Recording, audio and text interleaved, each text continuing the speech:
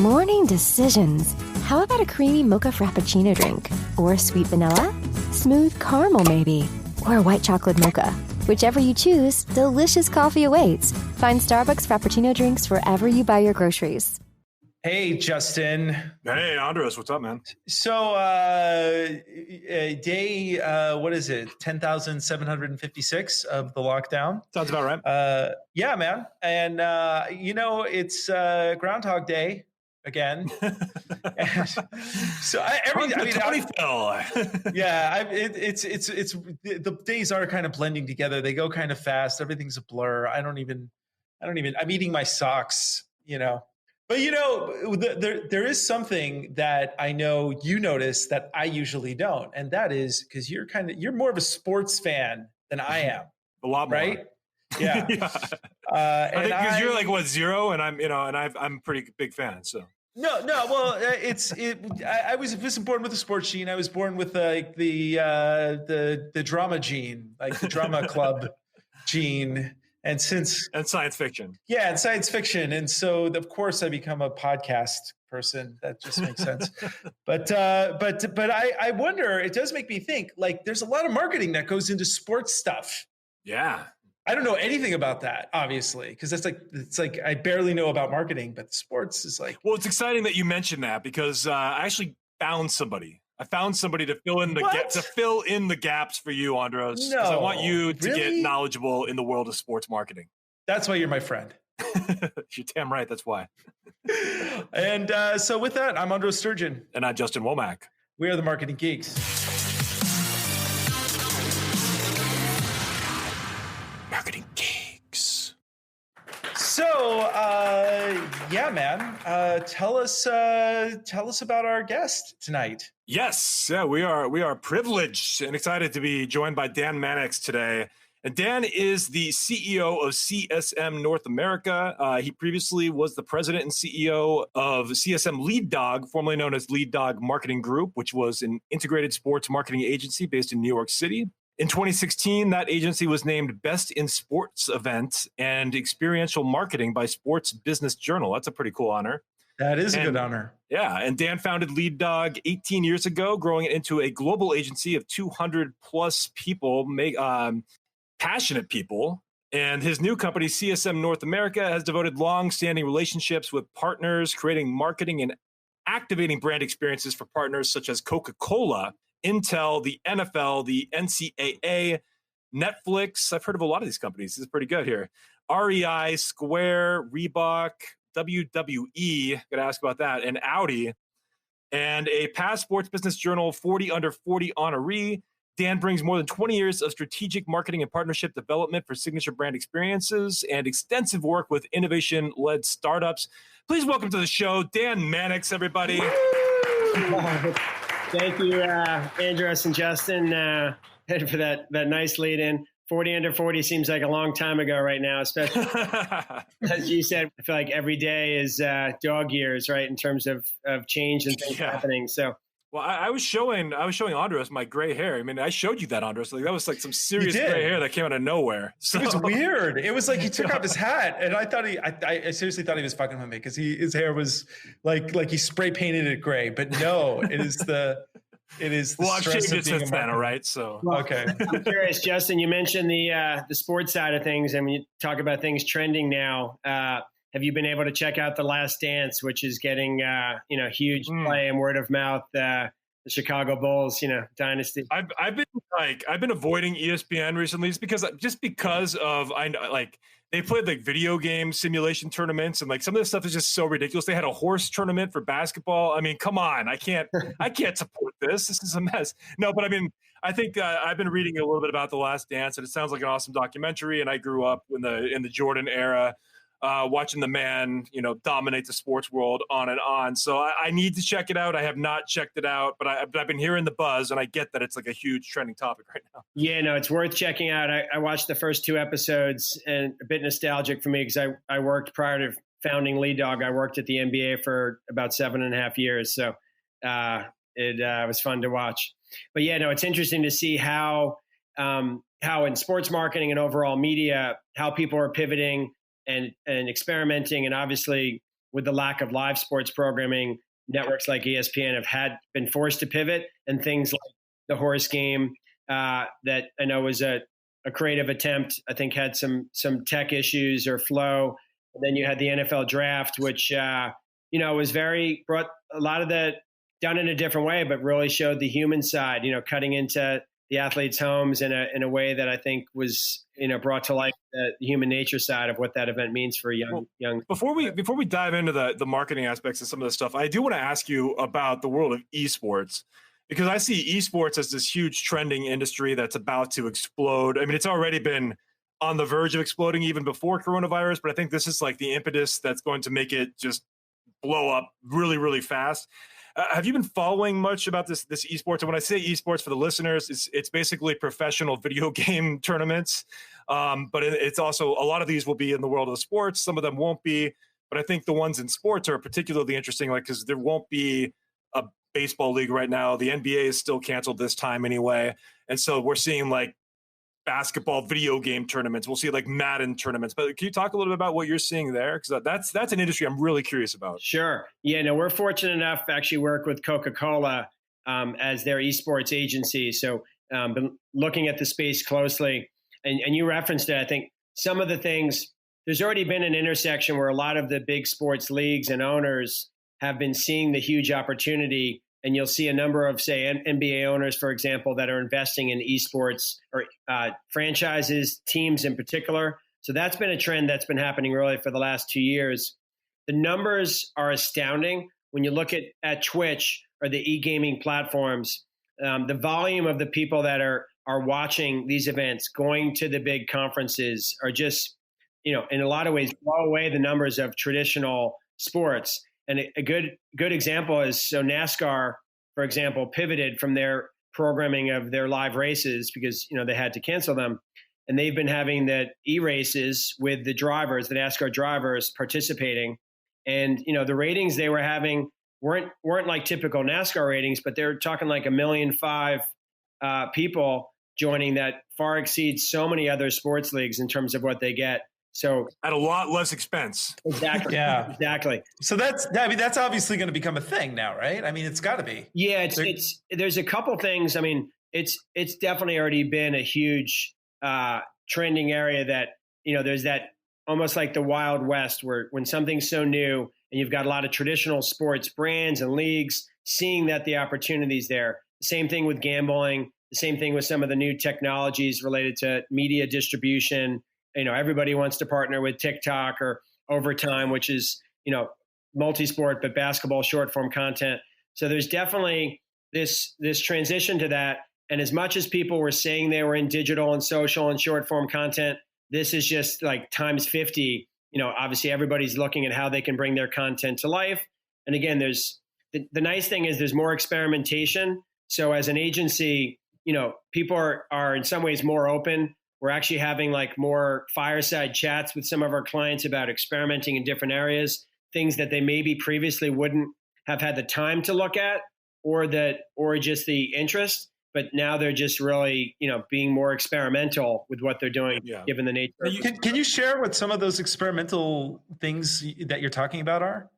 Sure. I mean, the interesting thing dynamic right now, which I think is both challenging and creates opportunities, is there's no set date, where definitively, the NBA is coming back on this date or Formula One on this date. So there's a lot of scenario planning that is going to continue to pivot based on what information comes from a health and safety, from a governmental. So what we're trying to be is being forward thinking, being able to tee up those scenarios.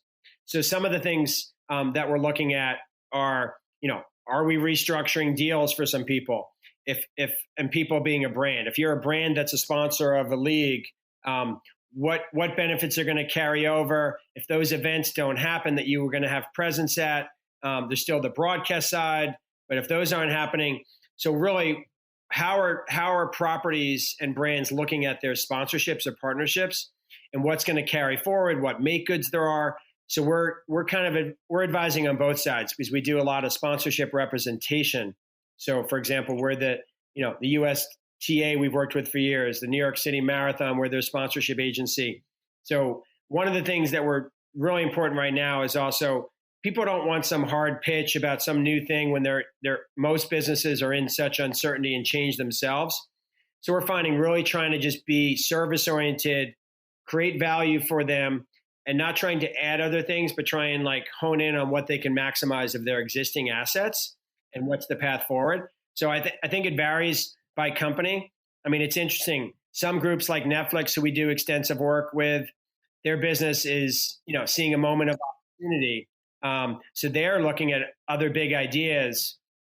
We're having conversations with city organizations about what's the big event to do when things come back. Part of that, I think that we can plan some big sports event when it comes back. We just may not be able to set the exact date of when that is now. So then we're mapping some of those things out. Other groups have lost, huge revenue streams, groups that are reliant on ticket sales. So then they're in their own cash flow situation. So we're trying to be strategic of how we can provide revenue generation opportunities for them. So now, are you tied in? You mentioned gambling briefly, and gambling is an interesting topic in the world of sports. And it reminds me, it's kind of in that gray area zone, especially with like daily fantasy sports, which are a way of monetizing fantasy football. If you don't know what that is, but it reminds me a lot of like the 2004 to 2006 online poker world. And these brands are making so much money that they like take over the advertising airways too with their commercials and everything, just like that happened to poker too. Have you gotten involved with those companies at all? And how are they facing the pandemic? Because I imagine they're facing gigantic revenue losses right now without, I haven't looked at it, so I don't know if they have alternate betting things. I don't know if you're betting on video games these days or you bet on the horse tournament, but I don't know. I think it varies depending on what extent and what sports they're tied into. There's definitely been, I think, revenue streams that have slowed down, but I also think there's a flexibility of sports leagues and properties that weren't in the past going to allow gambling tied in, as much as that's changing, to suddenly those stringent guidelines are changing and people are more flexible to other revenue streams because they've lost so many revenue streams.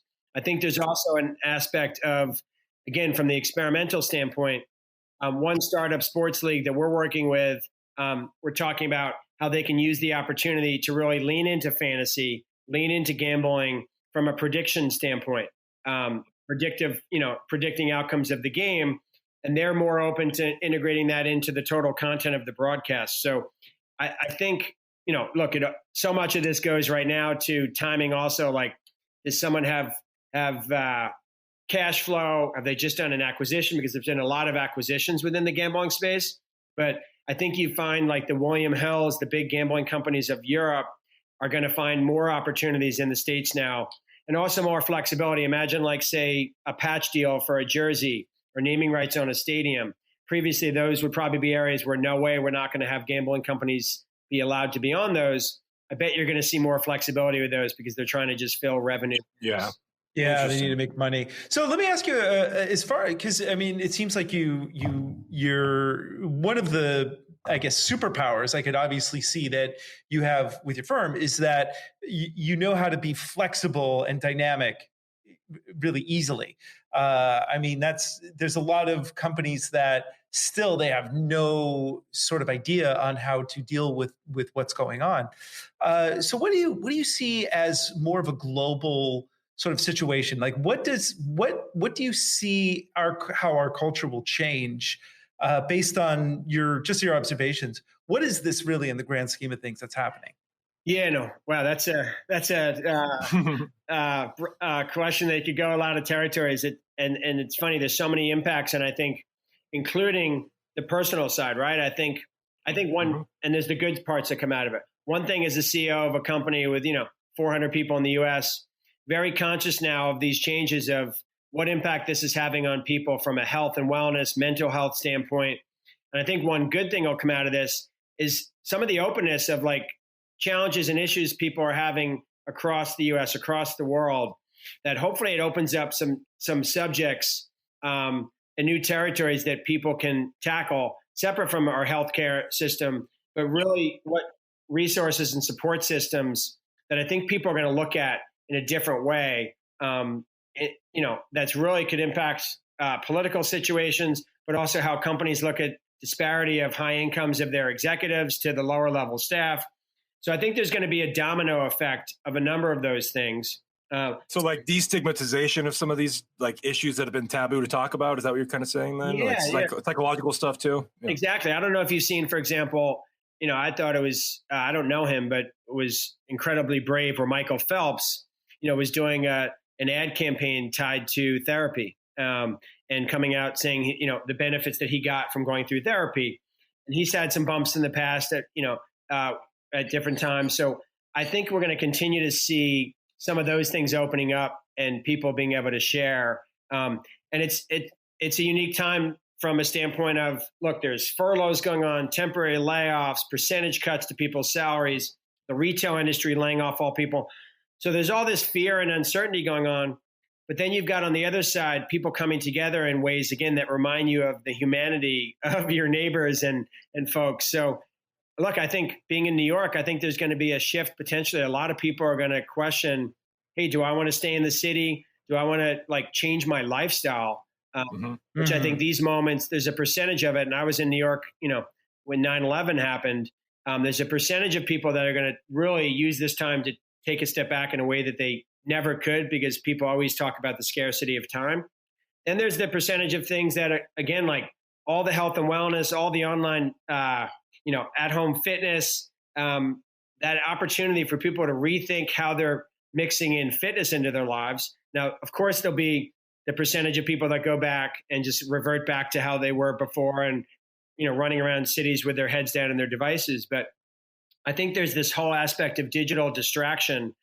It's on both sides, right? We're connecting in ways that are really unique, that are expanding our friendships, again, geographically. So Sunday night, I saw a friend of mine, so appropriate social distancing, but she was saying she's now having weekly calls with her law school girlfriends that she hasn't connected with in years. I've called a lot of friends I haven't connected with. That's in fact, the list of things yes, we need to definitely look at our systems. I was reading this article about how in, I think it was 1977, there was a Toyota had started parsing out a lot of their pieces, and there was a valve that was being produced by this one factory that caught fire. And basically all of production stopped. It was a cheap piece and only they could make it. But the government basically coordinated with other companies. And within, I think it was like 2 weeks, they had this part rebuilt and being built by other companies. It was very strategic. And the fact that this in globally really was such a, everybody knew this was coming. And nobody was prepared for it, which is bananas. And it's also a real kind of mirror to what's happening with the environment. The environment is going to collapse. Absolutely. And so I think that people have had a real chance to sit and you told me earlier, I think before the show, that you were playing catch with your son. Yeah. Which is amazing. I think there's so many things, a couple things to what you said, Andros. I think a big thing, and we do a lot of, we've done a lot of environmental work. We work with the National Park Foundation. Seeing that the fish are back in the canals in Venice, I think this is going to really spark a broader action plan related. Maybe this is wishful thinking on my own hopes for this, but a broader action plan related to tackling the environment in a way, because of what the lack of preparation for coronavirus, being able to say, hey, we can't be in that same situation for the environment, and we're already there. So I think there's going to be a whole movement there. I think one of the trends, starting with brands and also with individuals, there was already a movement in sports marketing and marketing overall towards value, purpose-driven marketing, and how companies were showing what they're about. And I think that's only going to continue to amplify, because everybody's trying to pivot and show what their values are about. And you're seeing, again, the true colors of some groups, how they're misstepping, they're not taking care of their employees first, some of those different things that come out. And then there's the things as you mentioned, we're fortunate enough to have some space, so I feel very privileged for that. But every day I've been going out and either throwing the football with Jackson, my 10-year-old boy, or shooting hoops down at the school that still has their baskets, or swinging the baseball. And I feel like in the last month and a half, I've played more sports with him than I probably have in years. That's amazing. Which, separate from the guilt of what I maybe wasn't doing, So again, hopefully that, look, the work-life balance, what it sparks with people of prioritization of these moments, hopefully have people take stock of what's most important in life, right? Not to get too philosophical, but. No, but that's a good question, because then the next question I have for you to follow up is can you see yourself going back to the way things were? And as a person who has like employees, how is that going to change how you let your employees work? Yeah, no, it's interesting. I mean, we're actively looking now and proactively, and both. Look, there's the boring expense side of the equation, right? Of just trying to be as resourceful as possible, of like reinventing yourself. So does that mean one of our regional offices, do we look to like collaborate with another company and they move into the space and we share the space? Like, what are those creative things that the good news of that in our New York office, we've actually had other small groups working out of the space for years. So we've seen the benefit of the hallway discussions. At the same time, and depending on how things are sequenced, look, there's nothing like, no matter how much technology and there's value that we can be sitting here talking and seeing each other, but there's nothing like getting together with people face to face.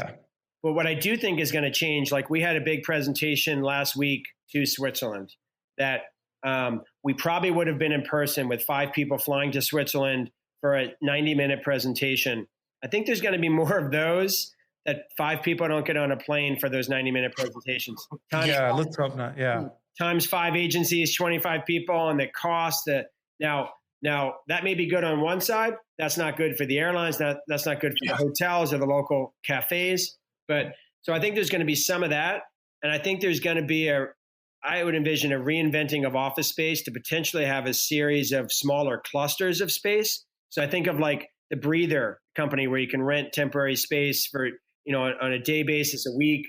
I think there's going to be more smaller models, not the WeWork size, but smaller models of creative use of spaces, particularly because the retail industry, I don't think it's going to come back in the same way ever. Or unfortunately, some of that's just disruption, though. I mean, you're talking about like, yes, commercial airlines may take a hit and hotels may take a hit, but I mean, so did taxi companies when Uber came along. Sure.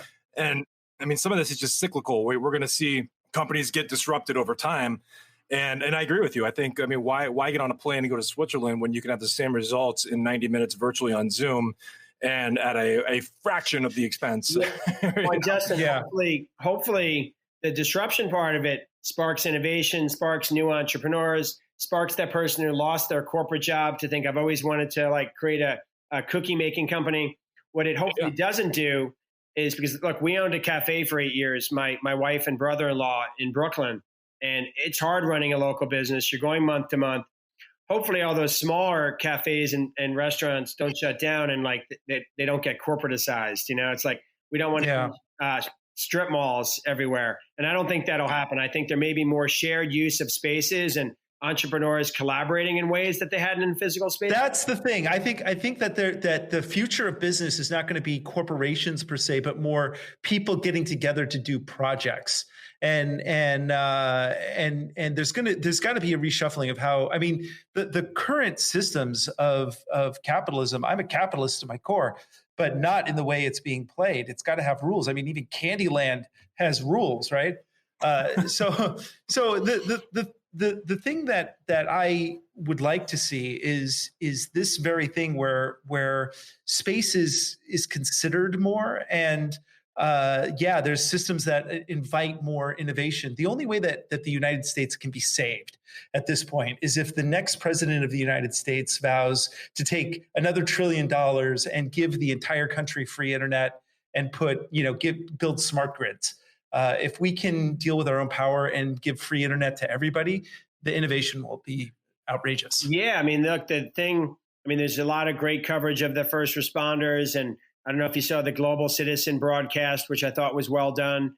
But the reality of the percentage of lower income, youth that don't have access to the streaming and that are not getting the same education that others are fortunate enough to get with the right digital tools, like that's a huge issue that, I think is going to rethink and relook at allocations of budgets. Going back to some of the core things of hopefully putting more value in our teachers, and maybe that changes the economic dynamics and starting salaries of really shifting fundamentally some things in some industries.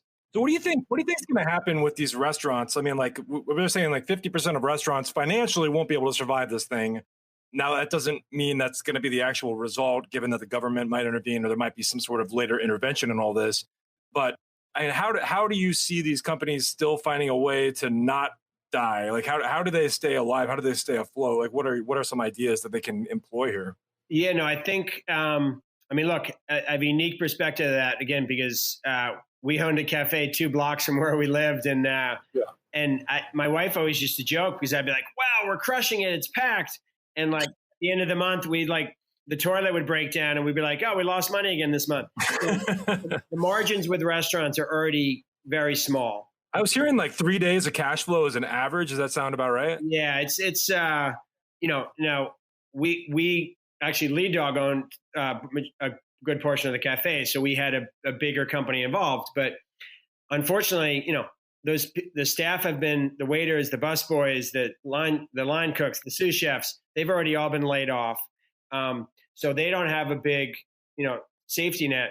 So hopefully the government support lets them come back. I think there's going to have to be a market shift and flexibility related to the leases and the renting of the space, particularly if we come back and you say, hey, you can reopen, but now you can only have a quarter of the number of seats because of social distancing, as an example. So, but I think there'll be innovations in delivery. There already has. There'll probably, again, maybe 3 restaurateurs saying, hey, let's share this space together.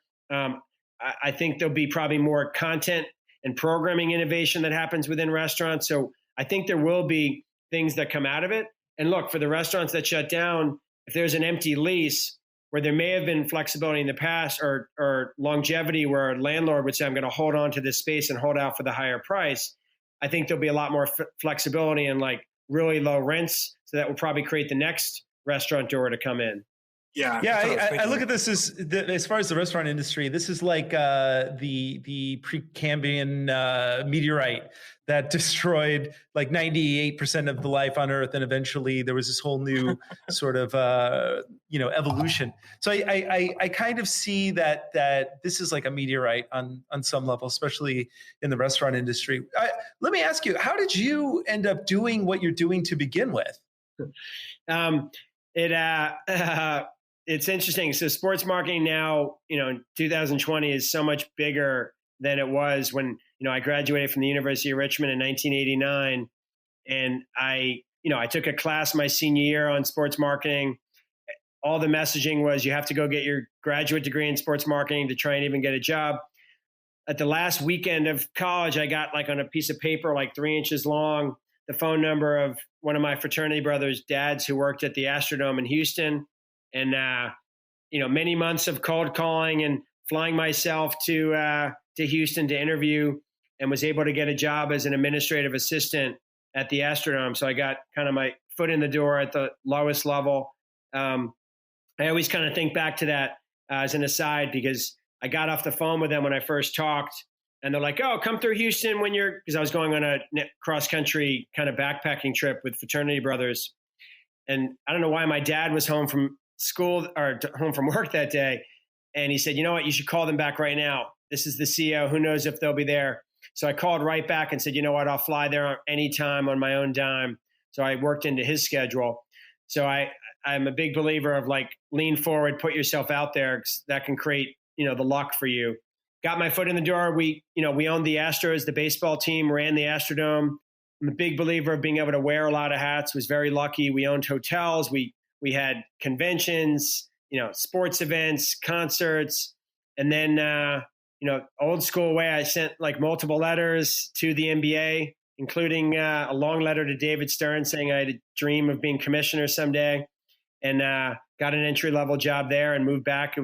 I played basketball my whole life. So that was, NBA is my sport, and got my foot in the door there, and ended up helping to plan some of the bigger events, all-star games, drafts, and then was lucky enough, again, raised my hand. The World Championships of basketball was in Toronto, and I heard we may send someone there. So I was single, and I raised my hand and said, hey, I'd move to Toronto. And and I got sent to Toronto, and it was a kind of a lucky, high profile opportunity. So I just had one thing sparked the other. And then really at the NBA or back at the Astrodome was when I first had the spark to start my own company. So I was working on this big bid on the World Cup of Soccer, and I was assigned an agency to help me. And I remember I was like 24, and this guy had an agency with a couple of great clients. And I just remember thinking he was not bringing any value at all and was kind of a character. And I'm like, if this guy could have his own company, I could have my own company someday. So I actually doodled different names then and came up with the name LeadDog Marketing Group back then when I was 24, and then, dusted it off. Any relation to Shoe Dog? It's funny you say that, because when you talk about binging, if I look a little tired, I stayed up late last night. I'm almost finished with Shoe Dog. I'm late to the game reading it, but it's an amazing book with some interesting principles about putting on different hats and diversity of tackling things, which I love. I just read Shoe Dog, the Phil Knight, right? That's his name. I'm not messing it up. The founder of Nike. Exactly. That's an incredible story. So you're in the middle of that book right now. I'm almost done with it, and not that I want to compare my entrepreneurial story to Phil Knight's, because Nike's Nike, but one of the things that I love in the book, I've always been a big believer of from a principle standpoint, is he has all these people that were his people that he started working with, his trusted partners, that as they got into new areas, he got people involved with things where they had no experience. Say, like, he got his legal guy involved with marketing, or the person he had to move to run the warehouse had no warehouse experience, because they just were able to figure it out and make it happen. And I've always believed, and I think now more than ever during this crisis, it's the folks who can just be nimble, bring a positive attitude and energy, and are able to pivot and are open to diving into new areas, even outside their comfort zone. I think those are the ones that thrive and succeed in any environment, and even more so today. Well, I think Phil Knight too. I mean, just reading that book, I don't remember I think it was maybe Johnson was maybe the employee number one or two. Jeff Johnson. Yeah, he was like, one of the reasons Phil Knight was able to succeed was that guy. I mean, like, you have to look at like complementary skill sets too, and timing, and how, yes, Phil Knight was the visionary behind the thing, and he was essential to make it grow to the level it grew. But like Johnson was the guy that like kept them afloat when they needed it, because he was the sales guy. He was the one that was closing the deals. So it's just kind of, it's an interesting story to look back and see, like, wow, if he wasn't there, this probably would never have taken off. But all the glory goes to the visionary, which is like Wozniak and Jobs too, right? So I couldn't agree more. I think one of the big things, and when I look back, or when I've talked to other entrepreneurs who maybe have stuck at a certain size and can't get over the hump, so much of it, I think, is having complementary skill sets and people that do well on the things that are your weaknesses. And I genuinely feel like LeadDog probably be out of business if I didn't have business partners that were complementary, and also that you vibe with, right? You go through so much, and you see from the Shoe Dog book, they went through so many challenges and obstacles, no matter how complementary, and if the skills are there, but people wouldn't want to hang out at a barbecue or hang out together, it's not going to last through years of challenge.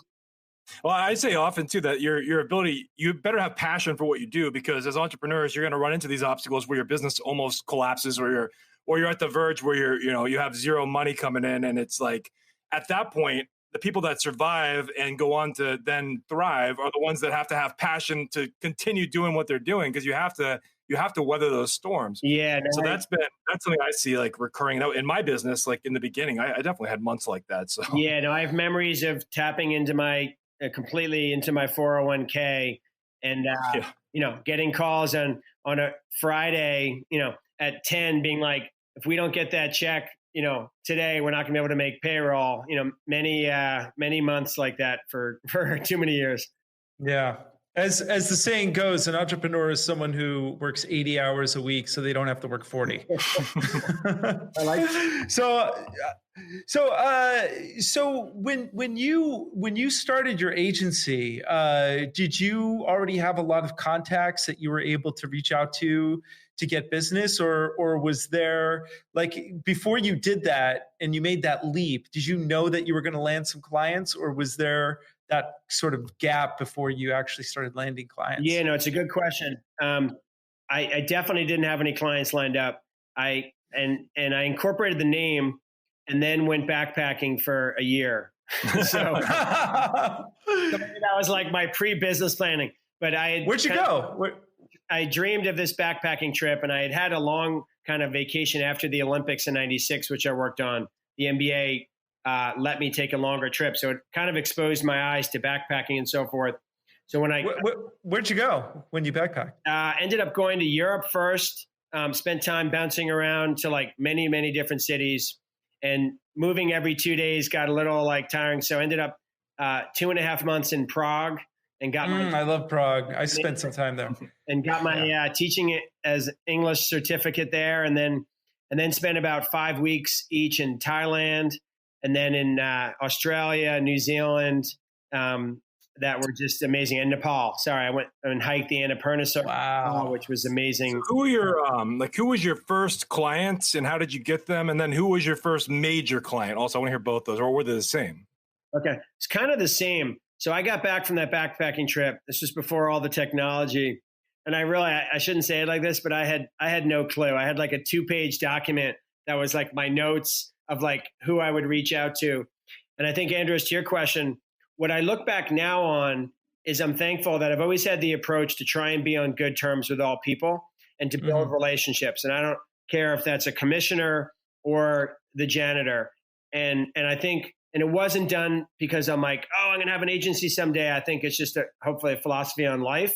And what I realized when I started LeadDog, that thankfully a lot of people I worked with at the NBA had, spread out at different places, a lot of great people there. So all my first clients were really people that I knew from there because I had no agency resume. So I remember this woman that was hired by Major League Baseball to do the All-Century team at Fenway in '99, which was this major big celebration. And luckily I used to hire her for NBA All-Star Game, and a gentleman who was at the NBA was over at baseball. So they brought me in literally for a week to work on the field to help produce the All-Star Game. And I impressed some people at baseball.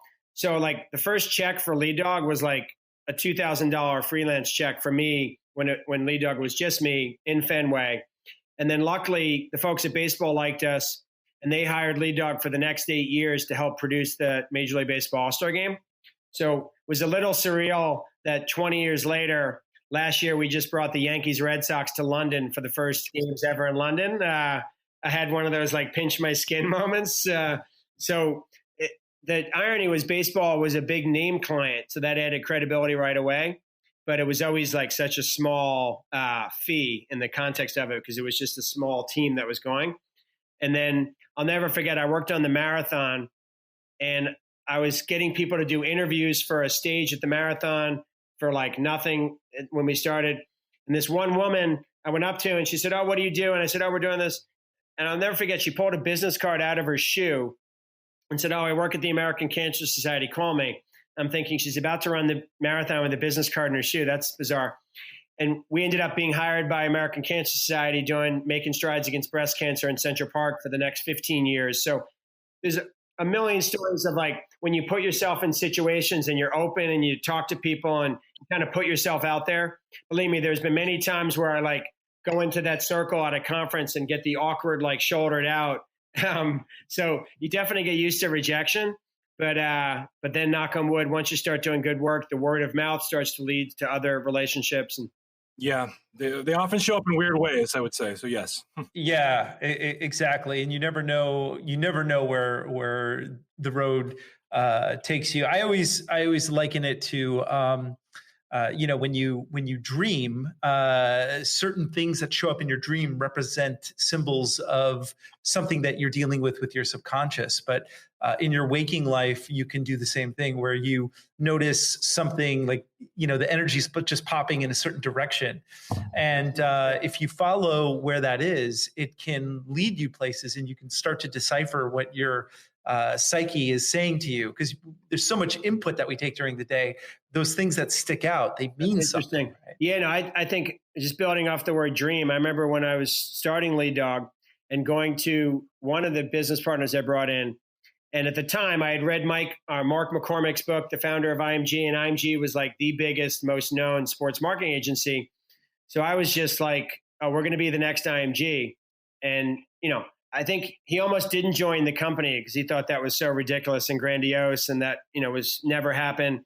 And I was like, why not? I'm like, if you have that belief, like, I don't want to like shoot for being like, hey, let's be the 50th best sports marketing agency. Like, that's not that inspiring. And knock on wood, it's kind of surreal again when like, we won Agency of the Year last year and we were, been up against IMG and different things and to, have grown over the years by a lot of singles. I think one of the things for entrepreneurs is it's not necessarily like the home run that changes your business overnight and the one big client. It's just the steady day in and day out, like time to make the donuts and doing the donuts really well. That can be the difference. Yeah. So if you could go back in time and talk to that 20-something-year-old self who's first started that company, what advice would you give your younger self? Interesting. I definitely would this is a catch-22, so forgive me here.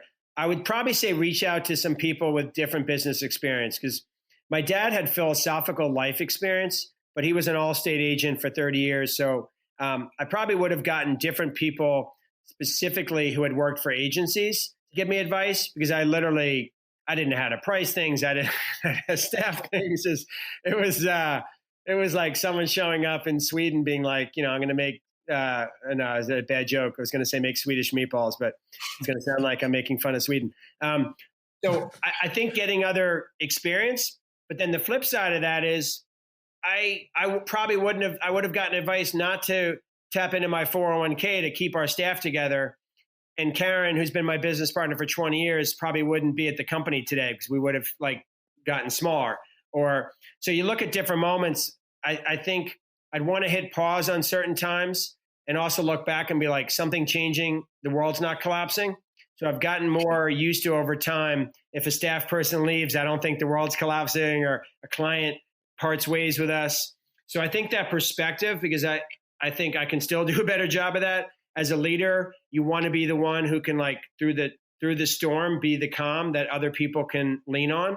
So I think probably my energy and my hyperactivity, probably at those times I could have been a little more calm. And if I had other senior voices saying like, hey, this stuff happens, I think would have been helpful. And you just pinpointed the difference between a leader and a manager, right? And it's one of the things that I think is so interesting about this time is that where we're really seeing who's managing, and in some cases managing not very well, and who's leading, and who's even going from. I mean, De Blasio.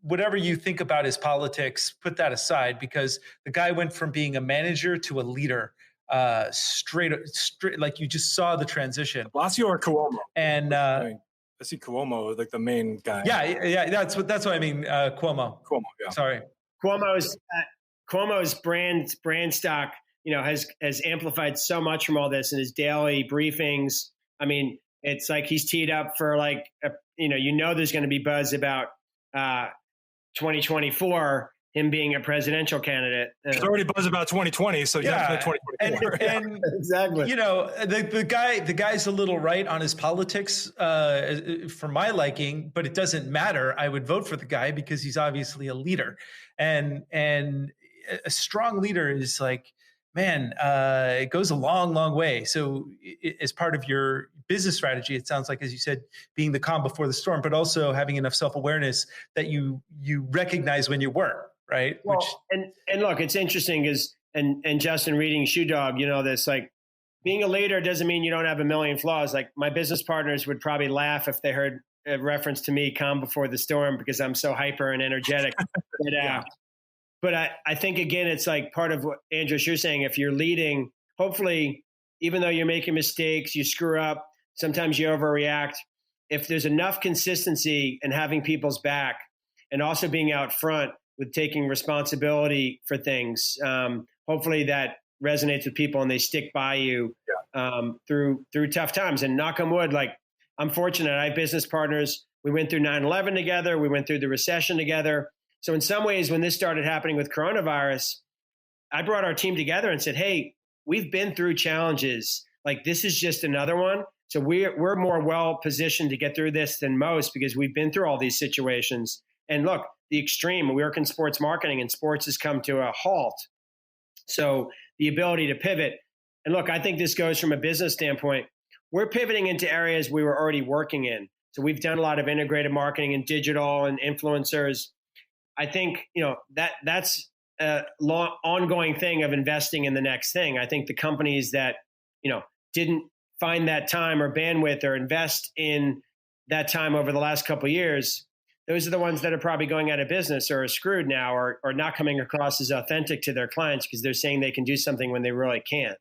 On the leadership side, I think like what you said there, that you could still have flaws is really how you show up situationally, I think. Like, so if you show up, like, look at like Andrew Cuomo, and I'm saying that's the governor's name, right? Andrew, that's first name? Okay, good. Why did I say de Blasio? I don't even. He's the mayor. Oh, that's why.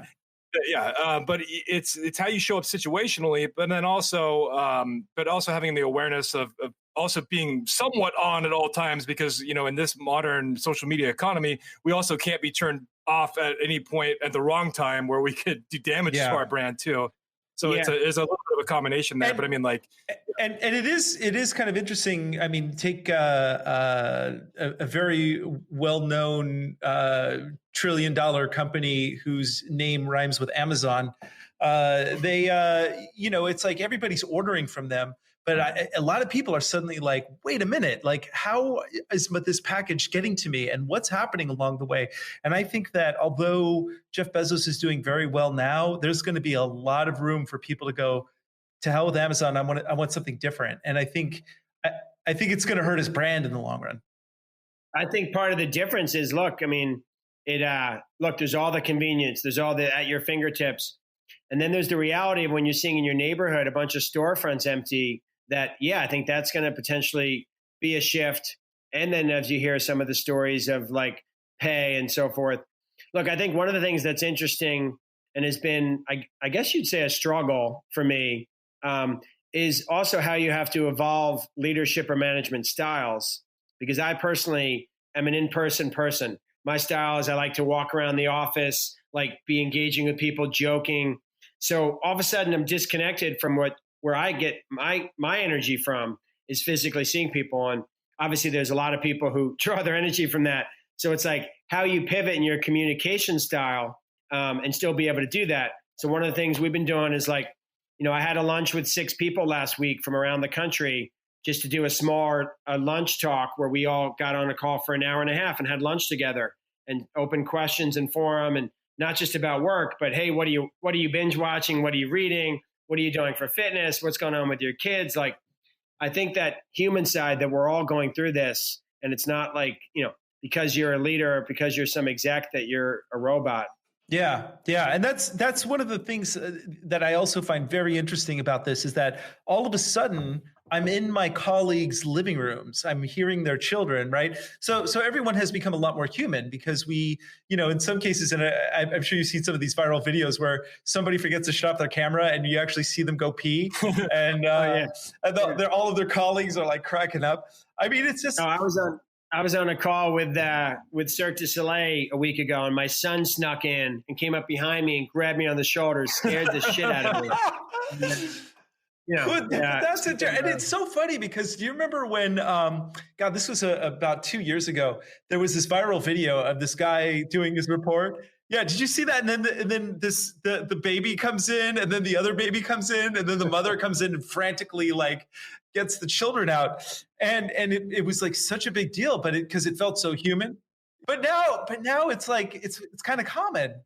Yeah, I think it also shows hopefully the human side for whether it's clients or like when we've had one of my coworkers' kids is regularly coming in the video, and people's first reaction is like, oh, no, get out of here. And it's like, no, come on over, join the call, like having fun with it. Yeah. And I think that's an aspect because there's so much change. There's a bit of people and nervousness for their own jobs that it's like, I don't want to take a day off. And I don't know. I keep saying to people like, hey, this has been a lot.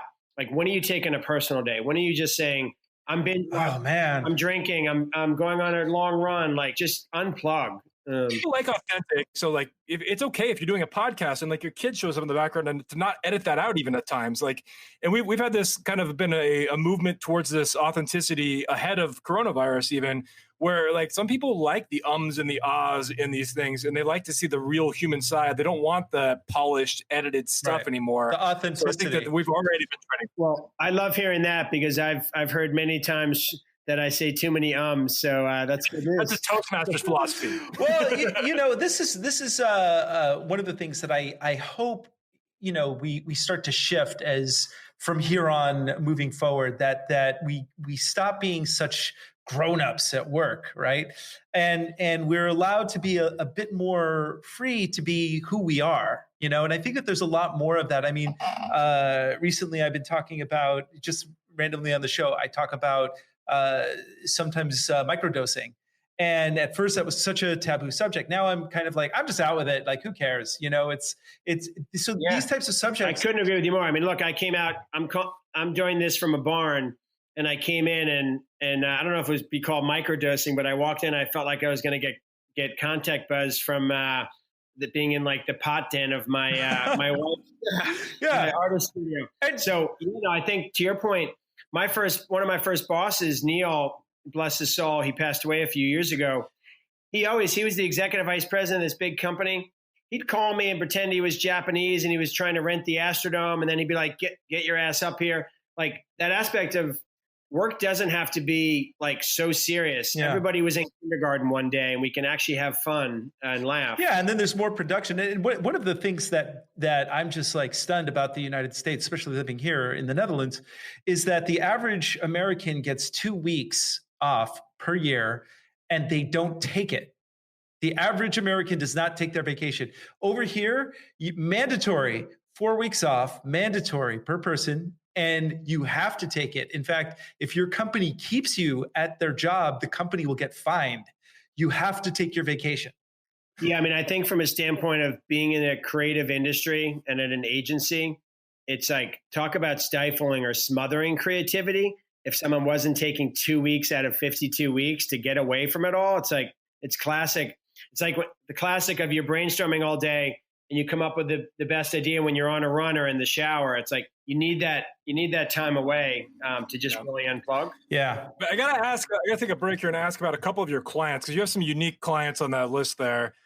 We had mentioned before the show that you had worked with Vince McMahon with the WWE or WWF probably when you did, and the XFL, the first rendition of it. I just want to spend a little bit of time. We're getting toward the end here, so we don't want to go too deep on this, but I got to ask you about it. I want to hear a couple of stories maybe real quick. Yeah, no, it's funny you mentioned WWF too, because we did work with them in the transition from WWF to WWE. And I remember they, you know, had a big billboard campaign like, you know, get the F out.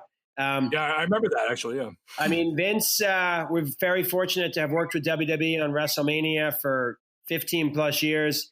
And when you talk entrepreneurship, it's the epitome of an entrepreneur. You know, WrestleMania 1 is a great story. You kind of bet everything on that, and they probably would have gone out of business, and it was a huge success. And so he talk about pushing the limits and not taking no for an answer, like inspiring from that standpoint. And he doesn't take no for an answer when he wants something. And there's power to that with the will of an entrepreneur. So yeah, he probably would have succeeded with XFL version 2 had it not been for this coronavirus pandemic here. And there's still a chance it could resurrect again, but probably unlikely at this point. Yeah, no, it's, I mean, look, they were doing well relatively to a new startup in terms of attendance and ratings. So it was unfortunate timing relative to coronavirus. Obviously, you know, that the biggest unanticipated change, not a normal market for us. So it's a shame that we couldn't see what would have turned out with that. Yeah, I agree. So I think we're kind of at the end here. So I think we want to transition a bit, and I want to hear a little bit about what you're geeky about right now. And this could be a little bit in business and a little bit in personal. Like, what are you watching? You watching Netflix? You watching movies? Like reading books? I know you read Shoe Dog, but what else is going on there? Yeah, I'm trying to take in different things, which again I think sparks creativity and ideas. So Shoe Dog on the one side really has sparked again in me like entrepreneurial, kind of like reminding me that fearless nature to like go for it. But I also just read Untamed by Glennon Doyle, which I don't know if you're familiar with, who's amazing. Who's that? Who is that? Glennon Doyle Melton.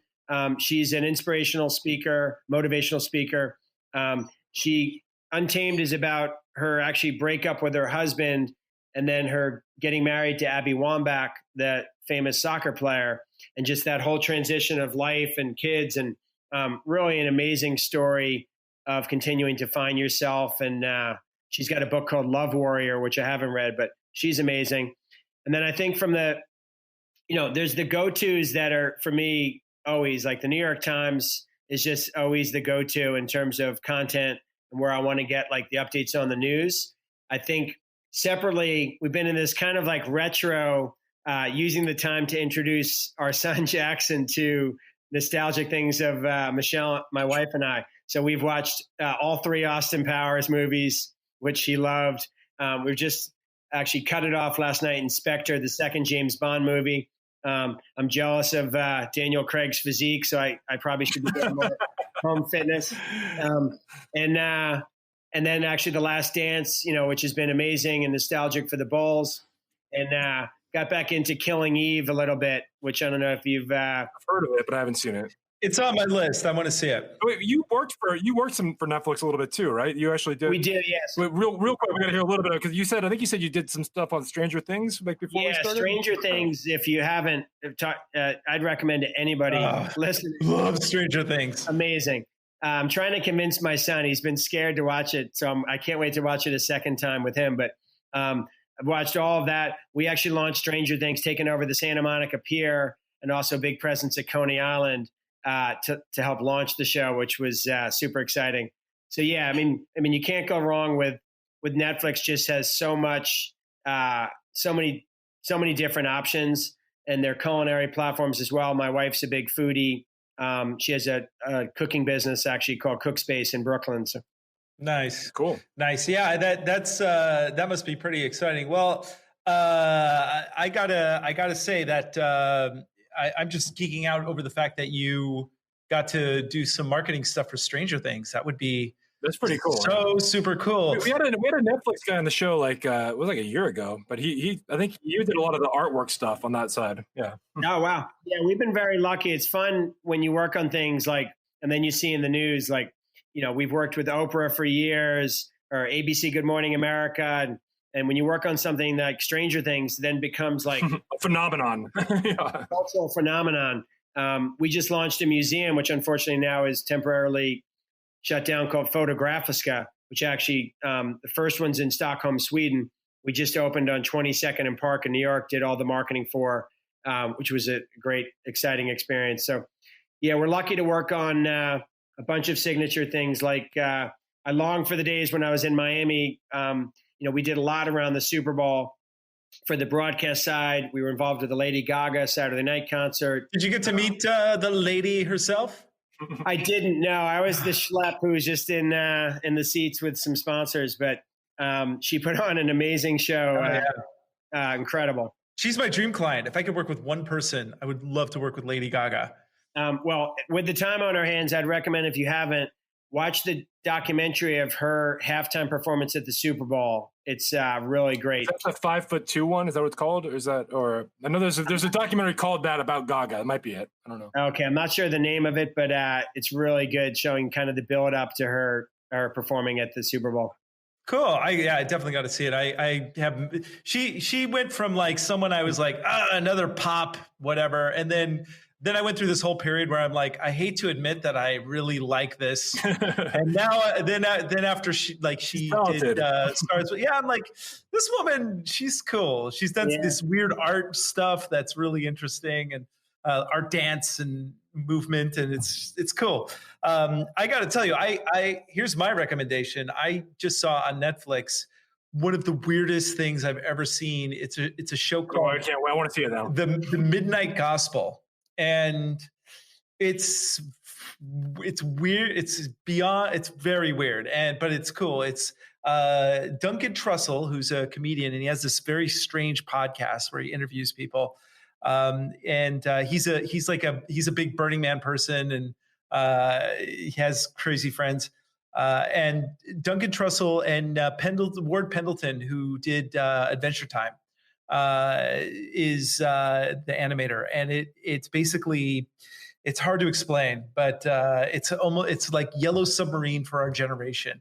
It's a very, very strange show, but it's cool. I'll have to check that out. Well, Justin, if you're the sports guy, I would highly recommend. I'm somewhat obsessed with The Ringer, the podcast that Bill Simmons does that talks sports, but also talks lifestyle. He just sold that entire network. He had a whole network of podcasts for like $1 billion or something, right? Who bought it? I can't remember who bought it.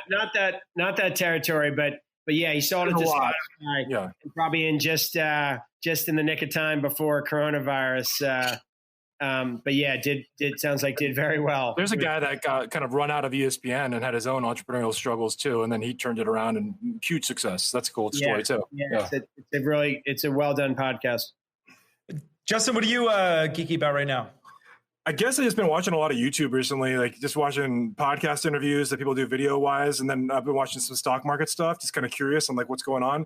And I find it interesting that we've talked a little bit about this, how like right now in the markets, like the entire wealth of the world has shifted into like the top 1% of companies now control the 1% of the wealth. And so it's not just individuals anymore. It's like the companies too, like Amazon, Facebook, all the big tech companies are like, they've grown during this whole thing. It's crazy it doesn't all make sense too, because the market should be like way low right now, but it's right now it's almost at pre-pandemic levels, which makes zero sense. Well, and you wonder like what will that shift when they talk about the 1% of the 1%, what shifts there'll be to like, I know Europe's already been doing this regulatory wise, like to break up companies. It's going to happen. It's inevitable. It depends on who the president is, and it depends on things that happen, but it's inevitable that it's going to happen in the next 20 years for sure. Well, I think that something's got to break in half before, there's the big shift. But man, I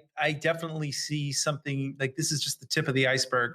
There's going to be such a big global people 500 years from now, I guarantee will say, can you imagine living through that time? That must have been crazy. And we're going to live through it. Yeah, it's a weird time. It's definitely a transition period for sure. It is. Yeah. But you know what? You see the human spirit come to life, and it's like as much as you get down at different points and things and obstacles, like, and then you're reminded every day by just the power of the human spirit. It's we're going to get through this. I love it. Well, Dan Mannix, everybody, where can we find you? Where can people find you? I'm on Instagram. Which is where mostly just of my son dancing. That's so cool. And some basketball too, right? Some hoops. Exactly. Some sports, but and some beach shots, but mostly like weird videos that are bad homemade videos. And then that's my main platform. I've tried to consciously not be the CEO who's waxing poetic with a long blog, and there's too much marketing speak out there in that form, so I've tried to stay away from that. So are you on LinkedIn though? Can people connect with you on LinkedIn? Yes. Yeah, absolutely. Okay. Yeah. Great. And your website? Website is CSM.com. CSM.com. That's a great URL, man. Short one. Short and sweet. Yeah. So, all right. Well, Dan Mannix, everybody, thank you so much for being on the show. Thank you, guys. Such an honor. Great conversation. Stay safe, man. Stay healthy over there. You too. Thanks so much. Appreciate it, guys. Dan Mannix, everybody. Woo! That was cool. I like that guy's sports. He still crossed into your world a little bit, right? He crossed into my world, but you know what? He was able to touch certain pain points in my demographic with some of the ways he related his own personal journey. Yeah, and because he was authentic about it. So that, my friends, that is how it's done, I guess. One of these days, maybe we'll do it too. Who knows? Authenticity, vulnerability, and just being like showing up in situations like leaders show up. I mean, that's right. That's right. It's being, as he said, being the calm during the storm, not telling people to drink disinfectant. That's not helpful. Always a good decision to not do that. Not helpful at all. Hey, Iris. Hey, Andrew. You want to come on over here? My wife is here, and yeah, always. You know what she's going to do? What's that? That's right. She has to be here. She lives here. This is her. Hello. Hello. My sweet Iris. Hey. And she has for us what I am geeky about, because that's what you normally ask, is I definitely think everybody should watch Afterlife on Netflix. It's with Ricky Gervais. How do you pronounce it? Ricky Gervais. It's so good. It's a drama comedy, and it's super intense, beautiful music, and it's very honest. It's amazing. Everybody should watch it. So that was my geeky news. All right. Well, there's my wife, ladies and gentlemen, Miss Iris Sturgeon. See you next week. Thank you so much for producing the show. She produces the show here. She answers the emails. She does the social media posts.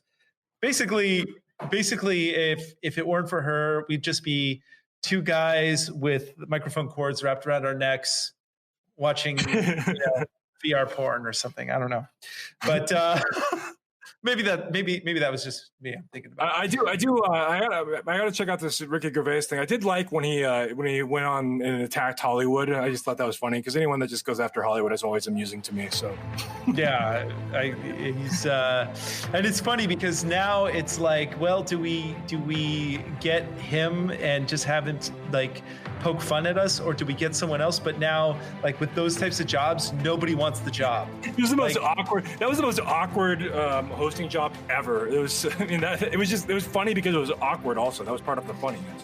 Yeah, but it's kind of sad that it's basically like anybody who takes that job, they're going to go through their underwear to find, Well, that's why the Oscars are pretty much planning on continuing the no host model, and I think was that the Golden Globes. They'll probably do the same thing now that they screwed up with Ricky Gervais.